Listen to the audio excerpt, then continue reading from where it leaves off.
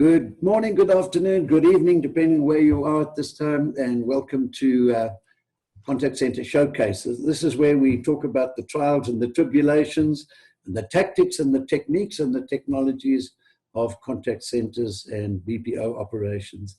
And today's special edition, Lessons from the Lockdown. My guest today is Kobus van Wehuizen, the founder and CEO of Genie Analytics, based down in Cape Town.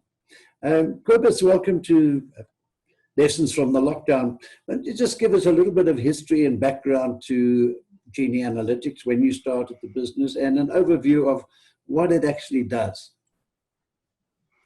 Hi, Rod. Yes, thank you. Interesting times, and probably a very good time to have this conversation.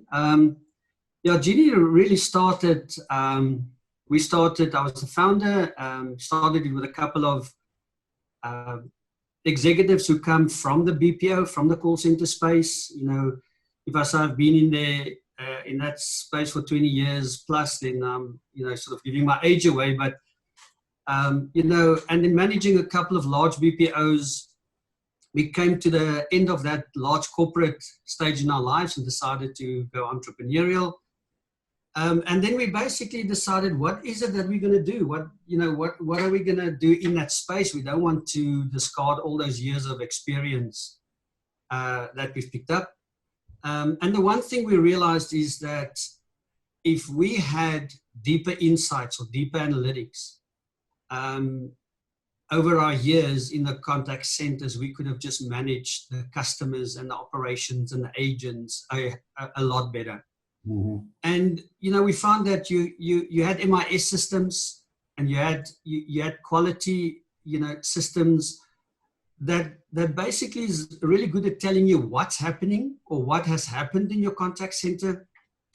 But there was definitely a lack of deeper learnings about why did that happen and what you can do about it, and definitely not a predictive element around what's going to happen in future based on what happened in past. So we had a bit of a imagine session in Cape Town with a couple of glasses of red wine, and we came up with this idea of starting an analytics company that's really focusing on deeper learnings, the why, the root causes for why first call resolution is not obtained. What are the real reasons for not achieving it? So where other systems can tell you that that call was not a first call that's being resolved, we're looking for the why. And we go sort of 5 levels deep in terms of why. Why are your customers contacting you? Why are they unhappy? Why was that call not resolved? Why was it a repeat? Why was it an unnecessary transfer? So we're really going to the deeper learnings of an environment to come up with improvement plans based on that. And that's how we started. So literally that was 5 years ago now. Mm-hmm. Already. We actually started off with as insights as a service, because it's more a consulting arrangement, and we built a platform to help the consultants to derive at analytics. That platform became actually the Genie platform, and we're actually quite proud of it because it was based as a deeper learning analytics platform, and today run AI algorithms on it. It's got an auto machine learning component to it, so we can consume vast amounts of data from a contact center environment, customer interactions and calls, chats, emails, text, associated with that environment, and then analyze it and even start predicting how customers are going to behave in future. And that's sort of where we're at. We're now at a stage where obviously in the beginning focused a lot in South Africa to make sure the technology is robust, make sure the market actually accepted really well, which they did. We proud to say in the 2 years of marketing since we actually developed the platform, it took us about 3 years to develop. We started marketing. We've got 27 nice large companies that we're doing analytics for, mostly financial services companies, big telcos, healthcare companies, and so on. So about 60 people in the company that consist of business analysts, subject matter experts, software engineers, data scientists, data engineers, because ultimately we're really a software as a service development house.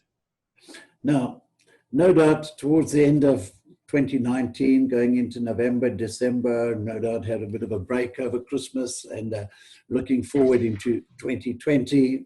From what I'm hearing, you were sounding quite bullish. Describe the situation, your view of the future pre-COVID, the way you saw growth for the business, internationalization perhaps. Well, it's interesting. We were all very bullish. You know, it was a bit of a freight train sort of scenario. You know, our growth as an analytics company was absolutely exponential. And we obviously tapped into that call center, contact center, BPO market, where we're all from, to provide services. So as South Africa grew, as captive call centers even grew, you know, it was a bullish sort of environment for us. Mm-hmm. So we did not, obviously, nobody saw this thing coming. And in fact, we were literally just about to launch into the UK and the US.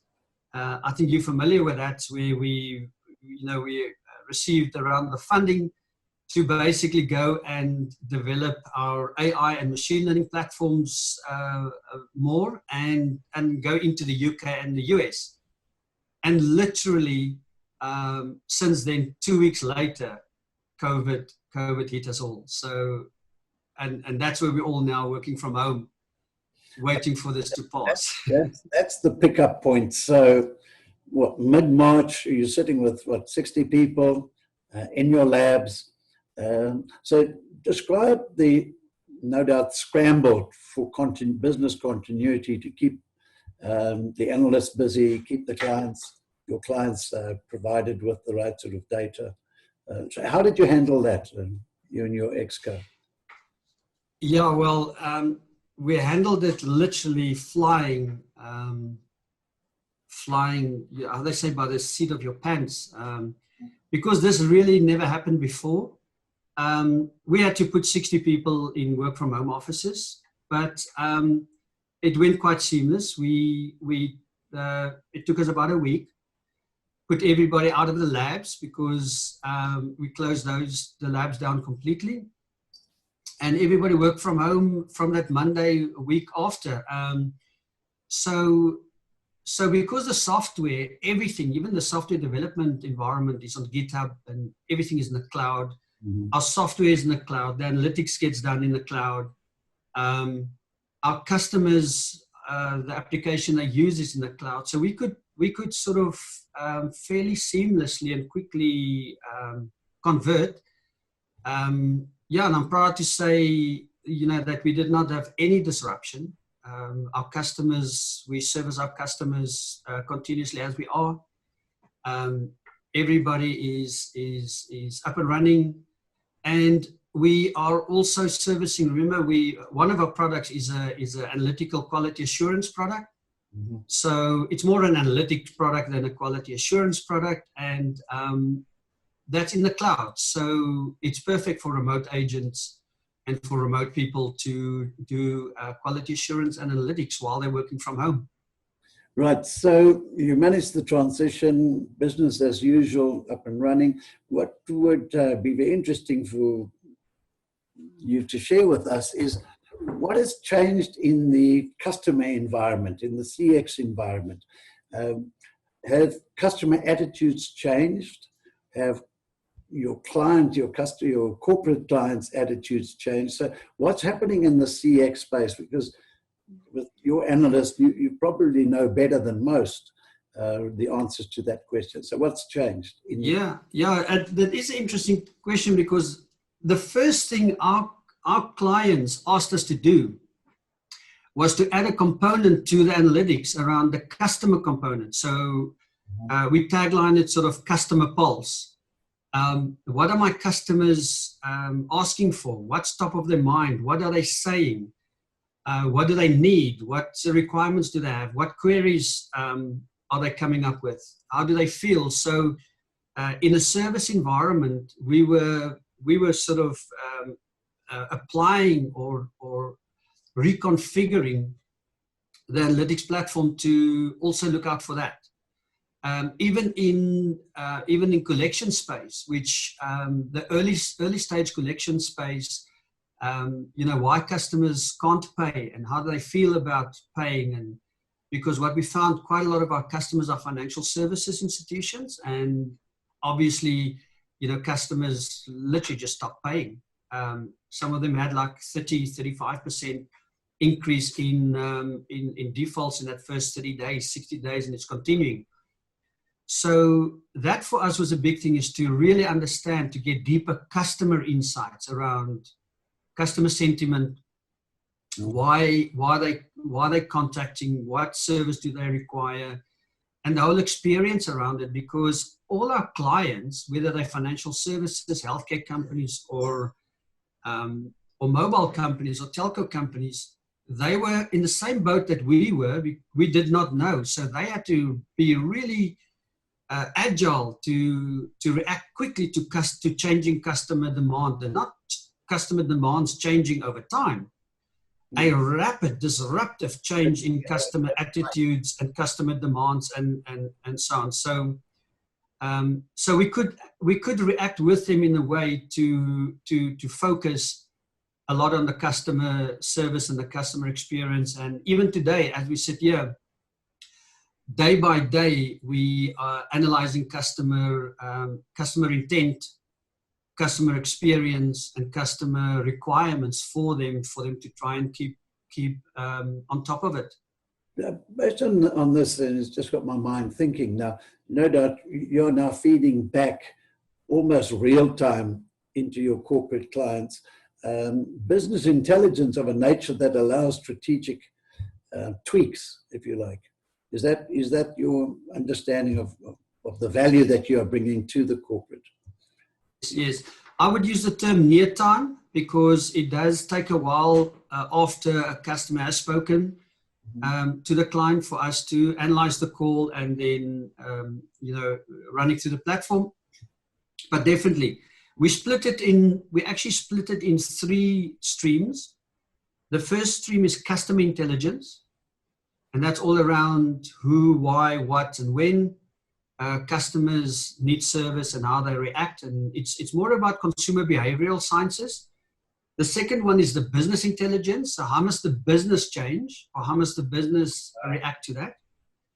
And then the other one is agent insights. So the actual agents in the contact centers are really, really struggling as well to keep abreast of the new demands and the new customer attitudes even, and the sentiment and stuff that comes through. So it's also to support the agents through this process in terms of, and then remote learning. So remote coaching needs to happen on a daily basis. So on the back end of our dashboards and our push reports that we send out to management, they can really quickly see gaps, and they can see where people are struggling, and they can initiate coaching actions in terms of helping the remote agents guide them through that customer, or this disruption that's happening right now. Okay, so we're roughly 6 weeks into this pandemic, the impact of it moving forward. And I think this is where we start looking forward. None of us knows when and how this thing is going to change, or what the new normal will be. I'm assuming we're rewriting the playbooks of customer service, but I'd be interested in your hypothesis of the customer experience world, particularly through contact centers, in the post-COVID environment. What have you learned as an organization that you're sharing with your clients that might well guide the new normal? Yeah, I think definitely, and I see on social media and so on, it's almost starting to get sort of overexposed. But pre-COVID, we all knew that this whole new wave of customer experience and customer service and customer engagement around AI-enabled robotics and chatbots and RPA and automation and, I mean, all those buzzwords flying around. It's been on the back burner for so long. Correct, yeah. It's been on the back burner, and the adoption was actually very slow. The adoption was very incremental. And, you know, one of the last reports I saw pre-COVID was that the adoption of digitalization and chat service and chatbots and all of that was less than, I think, 4 or 5%. But certainly, I think this is a serious catalyst for innovative technologies. So it's going to be a strong combination, I think, in future of technology that enable agents to be better, faster, more effective, whether they work from contact centers or they work from homes. I personally, and I might be proven wrong here, I personally think that the BPO sector and the contact center sector is not suddenly going to shift from a 2% home agents, 98% in large high occupancy operations, to the other way around. So I think moving forward, we're probably going to see that your larger contact centers, it's going to go back to those contact centers. It's going to be high occupancy environments. But some of your functions and some of your contact centers where it's potentially IT support or knowledge process outsourcing, that some of those sectors are definitely is going to change to remote and home office. Technologies to enable that is critical. And obviously to measure your productivity, your quality, and get analytics from your customers and CX analytics is going to be certainly one of the critical success factors in enabling that, I reckon. I think that's an accurate picture of the future. And I think I concur with you that this digital migration that we've been talking about for so long, and the decision-making processes around that just ground on for years in some cases, is now happening literally overnight. And the post-COVID environment, we're seeing a lot more, and I'm asking this actually, do you see a lot more self-service from a customer point of view, potentially reducing the headcount in the fixed environment contact centers? Most definitely. I think this catalyst for change is there now. You know, I spoke to a client the other day. We worked together and we had like a 6 months project plan where they were going to convert to digital self-service, and they were forced to do it in 2 weeks. Yeah. So our old way of thinking is just out the door. You know, we don't have that that old way of thinking anymore. And there were even project management consultants in that project, and they said, no ways you can do it in less than 6 months. They did it in 2 weeks. And that was working with a really strong and a very agile systems integrator who had to move with the client because they were forced to. So, yeah, I think we've moved on. This horse is bolted, and we need to hang on. And whoever can hang on the tightest now and ride that bucking horse can survive. Okay, we're about to wrap up now. Are there maybe 2 points, lessons that if you had life all over again in Genie, that through this COVID, the impact of COVID-19, you would have done differently, or the lessons that you've learned as a consequence of the lockdown? Yeah, look, I think the biggest lesson I've learned is that your people, your management, your employees is everything.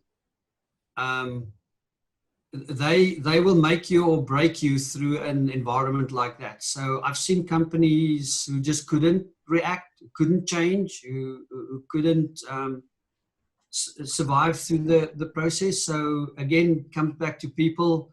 You know, I'm a strong believer in technology, innovation, and so on, but not without people. So your strength of your people and your management is something you have to hold dear and tight. I think business agility, the ability to change quickly and take huge risks. I mean, this was not a time for, let me check this out, or let me speak to so first, or you had to go with your gut and move and get through that. I think the other lesson learned, we were not ready for a full disaster recovery plan.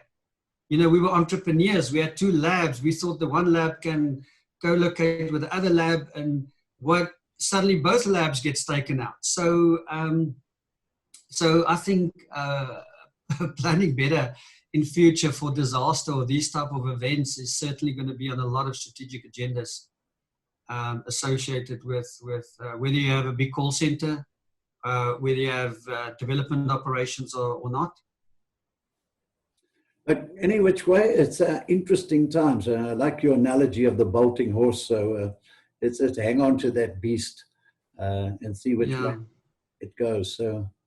So Kobus, thank you very much for your time and for sharing your insights, and wish you and your colleagues and your company very best for the future going forward. And we'll stay in touch, because I think we can have a similar discussion 6 months from now and look back and say, how right or how wrong were we? Yeah, exactly. So thanks, Rod. I appreciate it, and stay safe. Eh? Stay safe, stay well, stay positive, but not in the COVID sense. No, I agree. Thanks, Rod.